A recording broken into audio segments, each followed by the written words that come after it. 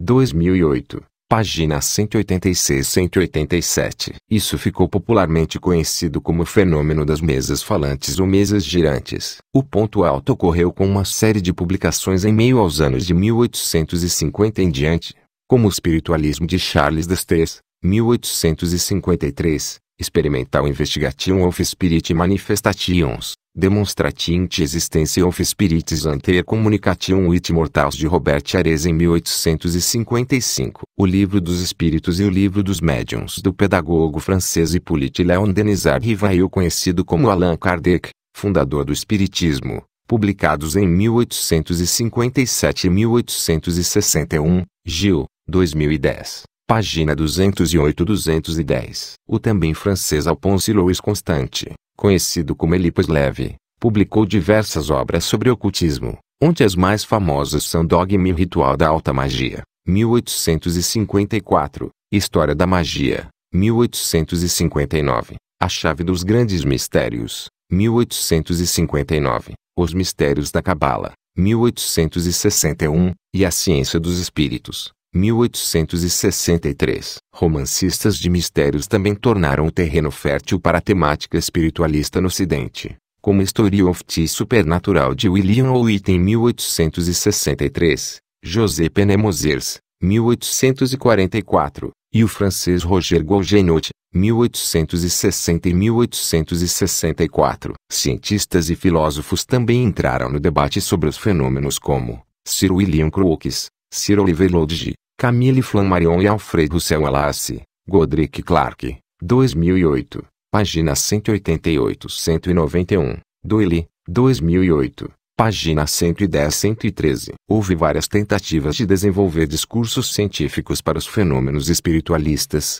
Ocorreram muitas polêmicas sobre charlatanismo e conflitos entre as diversas vertentes religiosas com os chamados médiuns, espíritas ou espiritualistas. Até convenções e associações foram criadas como a National Association of Spiritualists, NAS, em Chicago no ano de 1845 e a Marylebone Spiritualist Association, fundada em 1872, que hoje se chama The Spiritualist Association of Great Britain 6. Boa parte desses confrontos de discursos se propagaram em periódicos especializados como The Banner of Light 7 no ZEUA, The Spiritualist e o The Yorkshire Spiritual Telegraph na Inglaterra, além da revista espírita francesa fundada por Kardec chamada de La Revue Spirit, Jornal d'études psychologiques, e as revistas da Sociedade Teosófica que serão citadas mais à frente. 2. Helena Blavatsky. A Sociedade Teosófica Aristocrata Russa. Helena Petrovna Von nasceu em 1831 em Ekaterinoslav, hoje Dnipropetrovsk, na Ucrânia, parte do Império Russo. Seu pai foi o coronel Peter Von e sua mãe, romancista, Helena Andreevna, da família Fadaev. Helena passou boa parte de sua infância morando com seus avós por seu pai ausentar-se de casa em missões do governo e por sua mãe ter falecido ainda jovem. O seu bisavô, Príncipe Pavel Dolgorukov, tinha uma biblioteca rica em literatura esotérica por ter sido membro da maçonaria. Como esse de Blavatsky iniciou suas leituras. Godric Clark, 2007. Página 26-27. Aos 17 anos, Helena se casou com o vice-governador da província de Erivan na Armênia, Nikifor Blavatsky, que tinha por volta de 40 anos de idade. Helena, agora Blavatsky, fugiu de seu marido ainda na lua de mel e passou a viajar pelo mundo sendo custeada por seu pai, tios e tias. Estas viagens pela Índia, Tibete, Egito, México, Canadá, Hawaii e até Peru são destacadas pelos seus seguidores como o caminho percorrido por ela para aprender as doutrinas secretas dos mestres espirituais que ela alegava ter convivido principalmente no Tibete, que falaremos mais adiante. Ibidem. Voltando ao ZEUA, em 1874, na fazenda de Enchitenden, Vermont, em uma reunião espiritualista, onde se materializariam espíritos, Helena Blavatsky conheceu Henry Steel Olcott, um advogado nova-iorquino e colunista de alguns periódicos interessados nos fenômenos espiritualistas. Nesta época, H.P. Blavatsky VIII afirmou ser médium e espírita, porém mudou o discurso ao publicar o seu primeiro livro Isis Sem Véu, em 1875, alegando possuir poderes paranormais como clarividência, materialização 9, telecinese, controlar objetos com o pensamento, e telepatia, comunicação pela mente. que foram conquistados com treinamentos específicos no Tibete, rejeitando assim a prática mediúnica dos espíritas. Estes dois espiritualistas fizeram uma parceria literária, passando a publicar em diversos periódicos artigos onde tentavam comprovar os fenômenos espiritualistas e de afirmação de preceitos esotéricos, utilizando-se da literatura corrente da época, como o mesmerismo, espiritismo, positivismo e estudos comparados de religiões asiáticas. No mesmo ano, estes se juntaram a William Quanjudji, um advogado irlandês que vivia em Nova York, e em 17 de novembro de 1875, foi fundada a Sociedade Teosófica, sendo H.S. Okoto presidente. Durante esse mesmo ano, Helena Blavatsky escreveu seu primeiro e mais polêmico livro, Isis Sem Véu, onde se pode observar que foram compiladas diversas informações soltas sobre mesmerismo, espiritismo, cristianismo, maçonaria, Rosacruz, hermetismo, cabala, alquimia e muitas observações sobre a produção científica da época, sobretudo através de manchetes de jornais, como suas discordâncias da teoria da origem das espécies de Darwin e Wallace. Blavatsky, 1998. Página 203. Os mestres orientais de Blavatsky tomavam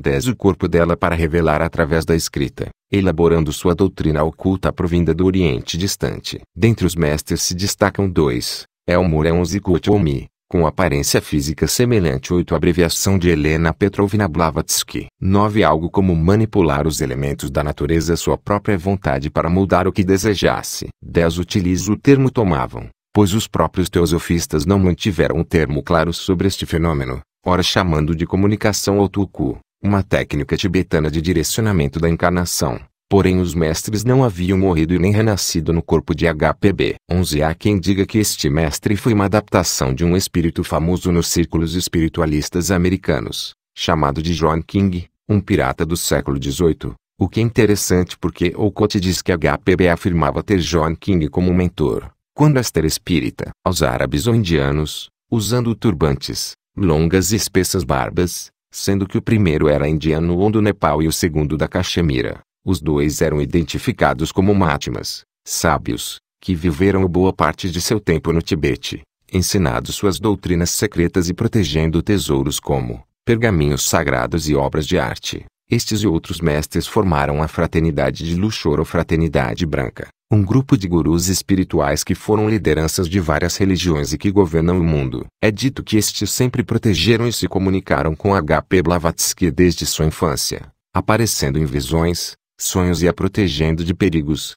Godric Clark, 2007, página 70. Na obra Sabedoria Tradicional, os registros da ciência dos iluminados, a chave da teosofia, Blavatsky apresentou na forma de perguntas e respostas, muito similar ao Livro dos Espíritos de Allan Kardec e das obras doutrinárias de Comte, como a teosofia deveria ser compreendida. Começando pelo significado do nome, que seria sabedoria divina, termo apropriado dos alexandrinos do século III. Blavatsky, 1982, página 13 e 14. Essa escolha da autora pode se entender pelo objetivo de que a sociedade teosófica, no século XIX, fosse uma herança direta de antigas filosofias helênicas do Oriente Próximo, uma tentativa de autenticidade dentro de várias outras associações filosóficas e espiritualistas que nasciam a cada dia neste período, como exposto anteriormente. Helena Blavatsky, inspirada por Eliphas Levi e Max Muller, se fundamentava na ideia de que todas as religiões teriam uma origem comum, a religião sabedoria, e que se deveria usar a mesma chave interpretativa para todas, a fim de observar suas verdades ocultas pelos símbolos particulares de cada uma. Apresentou também uma pequena lista de iniciados na sabedoria divina, em que seriam Platão, Pitágoras, Orfeu, Plotino, Jesus, Buda e Confúcio, e Biden, página 16-19. Numa explícita tentativa de universalização, coisa que já ocorreu no período do Renascimento Europeu com Pico della Mirandola, Eliade, 2011, página 237, Mateu, 2013.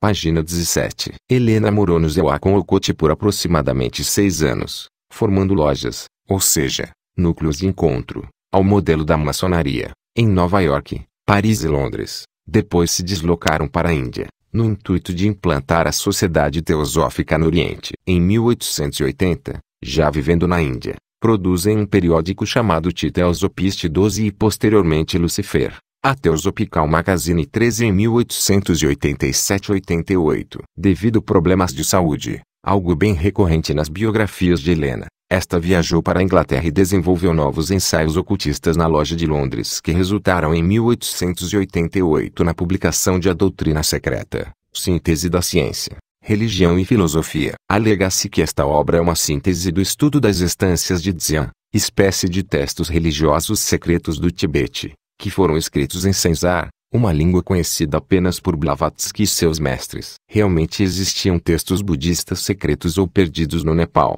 China e Tibete. Muitos deles foram encontrados no século XX em alguns templos abandonados em estradas e montanhas, pois antigamente, os primeiros templos budistas foram construídos em cavernas como a de Mustang 14, as grutas de Mogao e de Longmen na China. Estes dois últimos estão abertos à visitação atualmente reconhecidos como Patrimônio Histórico da Humanidade pela Unesco. Todos os pergaminhos encontrados nestes locais estão escritos em Pali, sânscrito, tibetano ou cantonês, nada conhecido como Senzar, o que levanta as dúvidas sobre a veracidade da estadia e treinamento de Blavatsky por mestres indianos no Tibete. Mestres estes que também nunca foram vistos por não-membros teosofistas. Outra obra famosa de Helena foi A Voz do Silêncio, publicada em 1889. São nestas obras que desenvolveu melhor as suas influências budistas. 15. A referência ao Tibete pode se entender como uma apelação para o exótico e aventura, além de que 14 para maiores informações, basta procurar no YouTube sobre as cavernas de Mustang. Documentários produzidos pela National Geographic Channel. Documentos secretos em uma língua secreta também apresentam uma tentativa de se esquivar das acusações de plágios e equívocos a respeito de religiões e línguas asiáticas que a escritura ocultista sofria de seus adversários. As críticas foram tantas que ela mesma chegou a assumir que o livro Isis Sem Véu foi mal escrito. Blavatsky, 1995, página 39 e 41. E até os seus supostos mestres espirituais assumiram os erros de escrita, formulação e confusão da obra, justificando que ela estaria incompleta ou dizendo que deveria ser reescrita. Ibidem, página 49 e 50. Foi em Bombaim que os fundadores conheceram um personagem relevante na construção da sociedade teosófica, Alfred Percy Sinnet, o editor anglo-indiano de um jornal nacional da Índia, Pioneer. Sinnet escreveu uma das mais famosas biografias de Helena, quando esta ainda estava viva, com auxílio da mesma. Também ajudou na difusão da ST na Índia e escreveu um livro de referência para os ocultistas, O Budismo Esotérico. As polêmicas de fraude nos fenômenos paranormais e na existência dos mestres espirituais, desvio de dinheiro e brigas em periódicos entre teosofistas e missionários cristãos na Índia, além de muitos conflitos administrativos entre os teosofistas das lojas de Londres, Paris, Adyar e Nova York são bem apresentadas no capítulo 8 da biografia de Helena escrita por Gary Lachman, página 172-197. Os conflitos entre as lojas levaram a rompimentos, sendo que a de Nova York, onde Judige era responsável, rompeu com Helena e Olcott e tomou caminhos próprios. Depois disso Blavatsky passou a visitar a loja de Londres para manter os laços firmes. Porém Olcott investiu suas forças na Índia, onde perdura a loja de Adyar como centro internacional da ST até os dias atuais. A russa passou a ter uma saúde muito debilitada com os anos e em meio a conflitos e polêmicas, abandonou a Índia e o cargo de secretária adjunta na ST de Adyar em 1885, passando a transitar entre a Inglaterra e França produzindo A Doutrina Secreta. Por volta de 1889,